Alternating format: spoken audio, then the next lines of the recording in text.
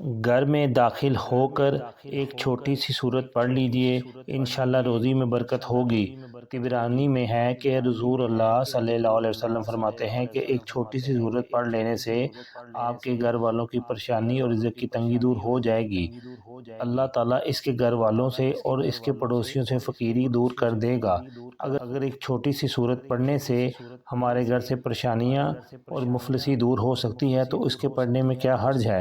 جب اللہ کے نبی کریم صلی اللہ علیہ وسلم نے فرما دیا تو یہ بات حق سچ ہے، ان کی کہی ہوئی بات کبھی بھی غلط نہیں ہو سکتی۔ چھوٹی سی صورت پڑھنے سے اگر گھر سے فقیری دور ہو سکتی ہے تو روز اس کو بار بار پڑھیے۔ اتنی چھوٹی سی صورت ہے، اس کے پڑھ لینے سے اللہ تعالیٰ روزی میں بہت زیادہ برکت عطا فرمائیں گے۔ اللہ کے نبی کریم صلی اللہ علیہ وسلم نے فرمایا ہے کہ چھوٹی سی صورت پڑھنے سے آپ کے گھر سے فقیری دور ہو جائے گی اور انشاءاللہ لہر بہر ہو جائے گی، وافر مقدار میں آئے گا۔ طبرانی میں ہے کہ رسول اللہ صلی اللہ علیہ وسلم فرماتے ہیں کہ جو شخص سورۃ اخلاص کو گھر سے جاتے وقت پڑھے گا تو اللہ تعالیٰ اس کے گھر والوں سے اور اس کے پڑوسیوں سے فقیری دور کر دے گا۔ لہٰذا اس سورت کو صبح شام پڑھنے کا معمول بنا لیجئے۔